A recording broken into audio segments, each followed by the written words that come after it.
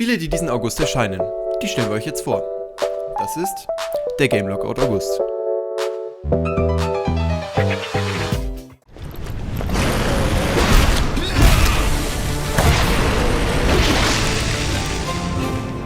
Even in ruins, we endure. We won't let go. For now, we can stand for ourselves.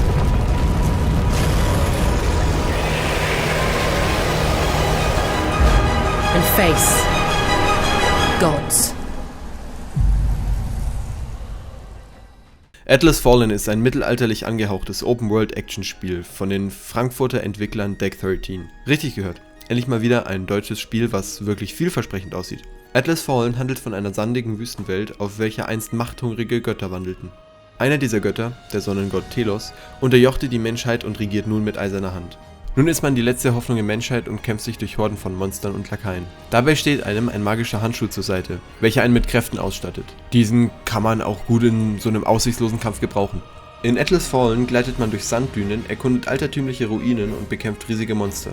Das Kampfsystem ist schnell und sehr intuitiv. Man hat viele schnelle und auch ein paar schwere Attacken zur Verfügung, welche je nach Skilltree und Spielstil sehr unterschiedlich sein können. Was das Spiel jedoch so besonders macht, ist das einzigartige Koop-System.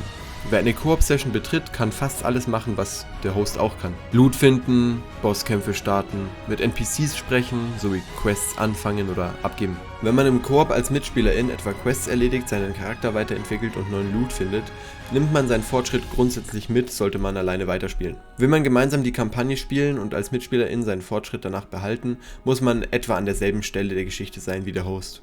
Für die EntwicklerInnen war es besonders viel Arbeit, die Zwischensequenzen für den Koop entsprechend anzupassen. Die nehmen nämlich Rücksicht darauf, ob man allein oder zu zweit ist und zeigen dementsprechend auch den Charakter des Koop-Partners.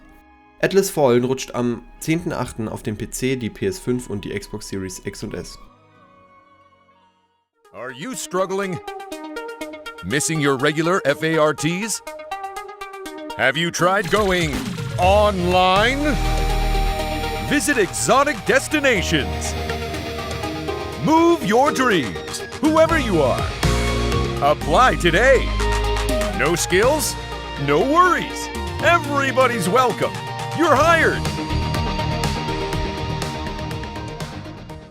Moving Out 2. Ein lustiges und chaotisches Koop-Spiel, in dem man als Umzugshelferin Möbel aus verschiedenen Häusern schleppt. Das Spiel ist der Nachfolger von Moving Out, das 2020 veröffentlicht wurde und positive Kritiken erhielt. Das Ziel von Moving Out 2 ist es, innerhalb einer bestimmten Zeit alle Möbel aus einem Haus in einen LKW zu bringen. Dabei muss man auf verschiedene Faktoren achten, wie zum Beispiel die Größe und das Gewicht der Möbel, die Anordnung der Räume oder die Anwesenheit von Tieren oder sogar Geistern. Man kann die Möbel alleine oder mit Hilfe von anderen SpielerInnen tragen, werfen oder ziehen. Dabei muss man oft Hindernisse überwinden oder Rätsel lösen, um an die Möbel zu kommen. Moving Out 2's Level spielen in verschiedensten Umgebungen, wie zum Beispiel einem Schloss, einem Museum oder sogar einem Raumschiff. Jedes Level hat seine eigenen Herausforderungen und Hindernisse, die man mit Geschick und Teamwork überwinden muss. Man kann das Spiel alleine oder mit bis zu 3 FreundInnen im lokalen oder Online-Multiplayer spielen. Dabei kann man aus verschiedenen Charakteren wählen, die alle ihren eigenen Stil und Humor haben. Moving Out 2 ist eine perfekte Möglichkeit, um mit FreundInnen oder Familie eine lustige Zeit zu verbringen. Das Spiel hat einen charmanten Grafikstil und einen witzigen Soundtrack, der zum Thema passt. Wenn ihr Fans von Koop-Spielen wie Overcooked oder Unravel seid, solltet ihr Moving Out 2 auf jeden Fall mal ausprobieren.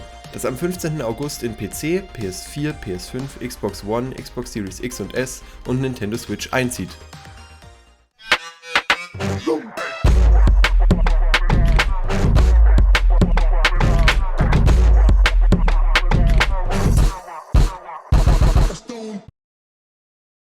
Wenn ihr auf der Suche nach einem Spiel seid, das euch an die legendären Jet Set Radio Spiele erinnert, dann solltet ihr euch Bomb Rush Cyberpunk ansehen. Dieses Spiel erscheint für den PC und die Switch und ist ein geistiger Nachfolger der Kultklassiker von Sega. Bomb Rush Cyberpunk ist ein Spiel, in dem ihr als Graffiti-KünstlerIn durch eine futuristische Stadt skatet, springt und grindet. Euer Ziel ist es, eure Kunstwerke an verschiedensten Orten zu hinterlassen und dabei der Polizei und rivalisierenden Gangs auszuweichen. Dabei könnt ihr aus verschiedenen Charakteren wählen, die alle ihren eigenen Stil und ihre eigenen Fähigkeiten haben. Außerdem könnt ihr eure Ausrüstung anpassen, um euren Look und eure Performance zu verbessern. Das Spiel ist stark von Jet Set Radio inspiriert, was man nicht nur am Grafikstil, sondern auch am Soundtrack erkennen kann. Die Musik stammt nämlich von Hideki Naganuma, dem Komponisten der originalen Jet Set Radio Spiele. Seine funky und energiegeladenen Tracks passen perfekt zu dem bunten und chaotischen Treiben auf den Straßen.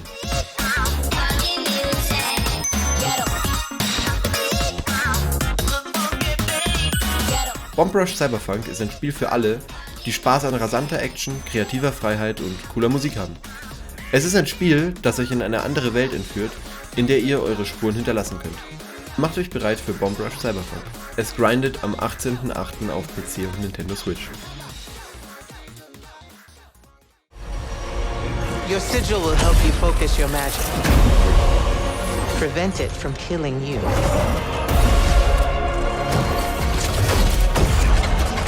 I found a child whose new powers could make them a threat to the kingdom I protect. The choice was to either kill you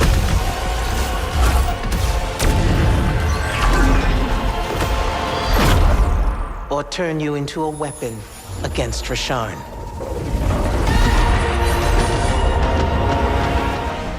In diesem spannenden Einzelspieler-Magie-Shooter Immortals of Aveum schlüpft man in die Rolle von Jack, einem jungen Rekruten des Ordens der Unsterblichen, einer Gruppe von Elite-KampfmagierInnen, die sich dem ewigen Krieg stellen. Man wird durch eine atemberaubende Fantasy-Welt kämpfen, die von der Unreal Engine 5 zum Leben erweckt wird und dabei alle drei Kräfte der Magie meistern: Feuer, Eis und Blitz. Die Waffen sind Sigils, magische Symbole, die man auf seine Gegner schleudert oder als Schutzschilde benutzt. Man wird auch mächtige Zaubersprüche lernen, die einem helfen werden, die Geheimnisse von Aveum zu lüften und die Reiche vor dem tyrannischen Sandrak zu retten. Immortals of Aveum ist ein Spiel voller Action, Abenteuer und Magie, das dich in seinen Bann ziehen wird. Das Spiel bietet eine packende Story, eine lebendige Spielwelt und ein innovatives Kampfsystem. Es erscheint am 22.08. für PC, PS5 und Xbox Series X und S.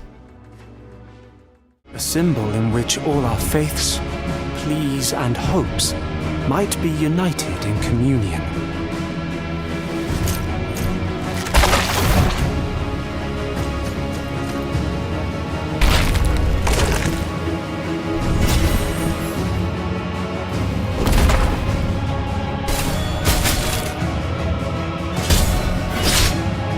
This endless waiting has been my penance.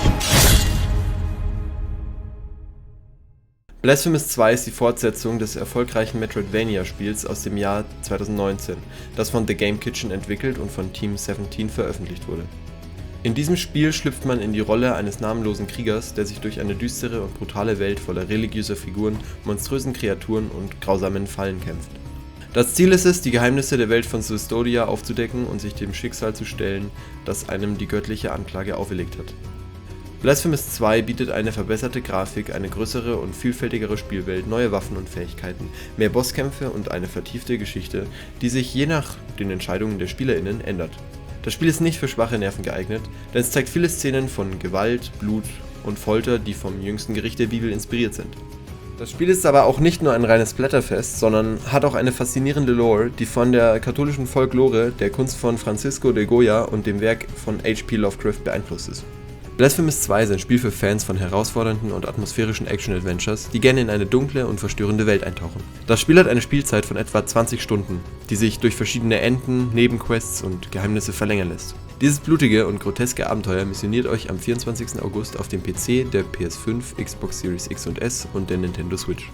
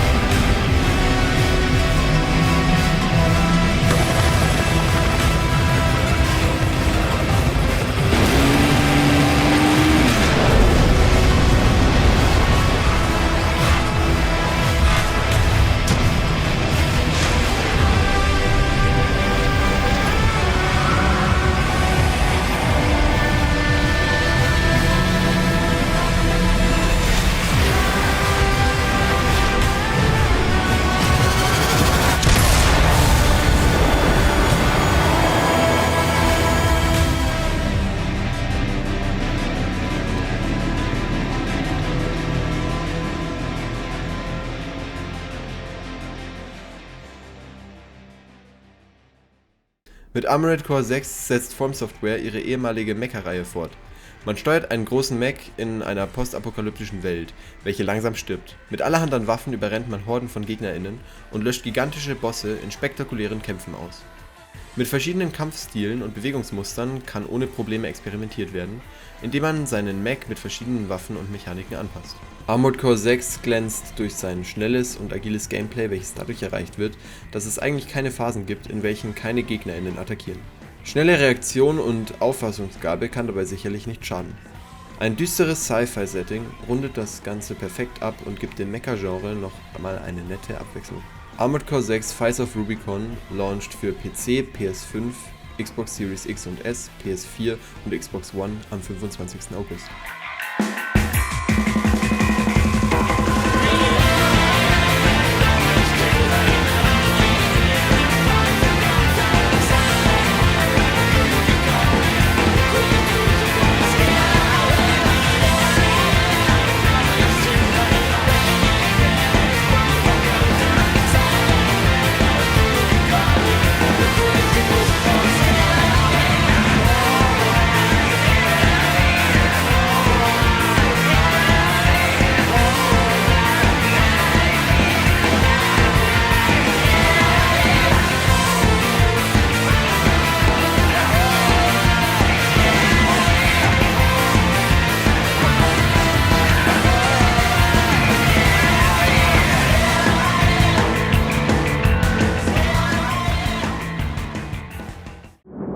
Touch the bottom and go to sleep. Silence is full of ghosts.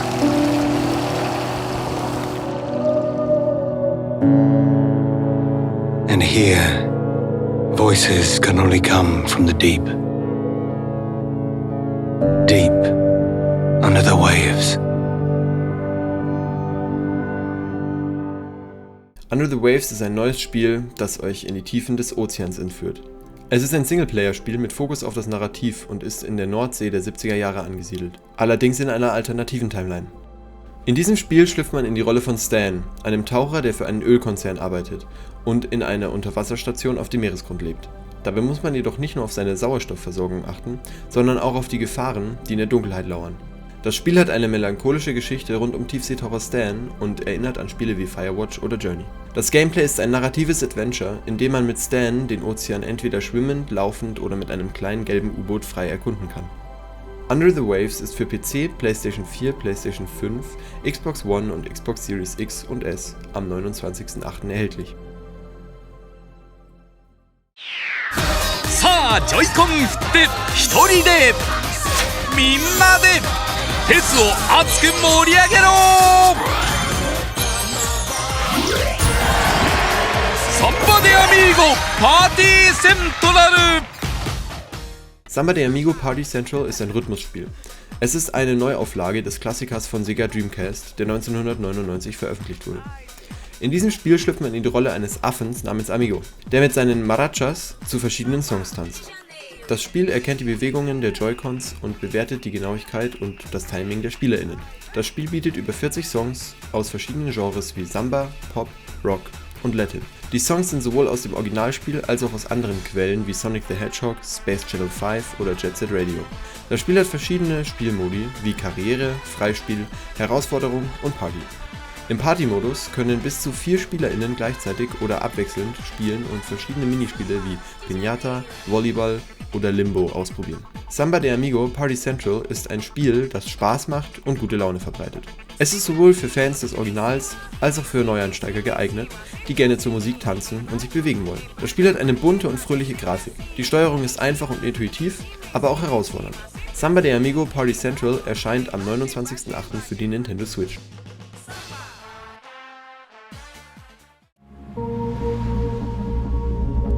But something's holding me back. Maybe it's just nerves. Maybe it's the fear that I'll never be as good as what I imagine when I'm still just standing on the edge. But if we've got nothing else to lose, might as well jump.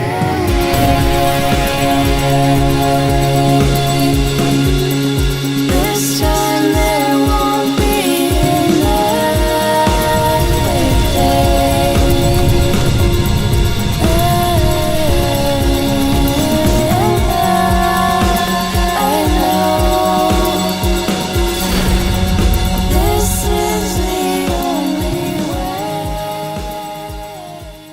Goodbye Volcano High ist ein interaktiver Roman, der die Geschichte einer Gruppe von Dinosaurier-Teenagern erzählt, die kurz vor dem Abschluss stehen. Das Spiel spielt in einer prähistorischen Welt, die kurz vorm Aussterben steht.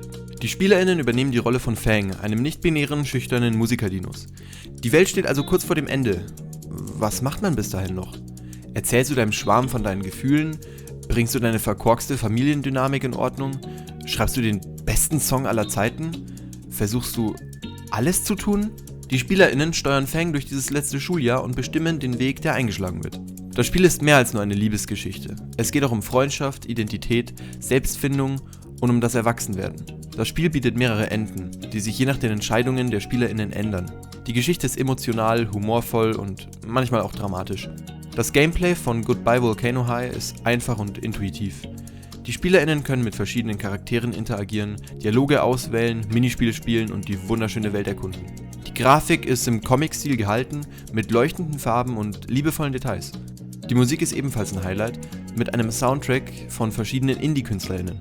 Goodbye Volcano High ist ein Spiel für alle, die sich für Geschichten mit Herz und Tiefe interessieren. Es ist ein Spiel, das zum Nachdenken und Fühlen anregt und euch nicht so schnell loslassen wird. Goodbye Volcano High erscheint für PC, PS4 und PS5 am 29. August. Das waren einige interessante Spiele, die im August erscheinen. Wir hoffen, es ist auch was für euch dabei. Welches Spiel interessiert euch am meisten? Sollte euch gefallen, was wir hier machen, lasst ein Like und ein Abo da. Wir sehen uns wieder. Bye bye. Ich hau euch allen nach der Reihe nach in die Fresse. Was ist das für ein Scheißsatz?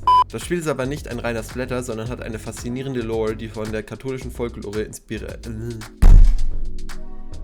Das Spiel ist aber... Bro, fick dich und deinen Satz! Mit Armored Core 6 setzt From Software.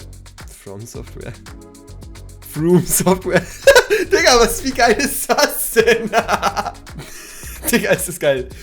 From Software, From.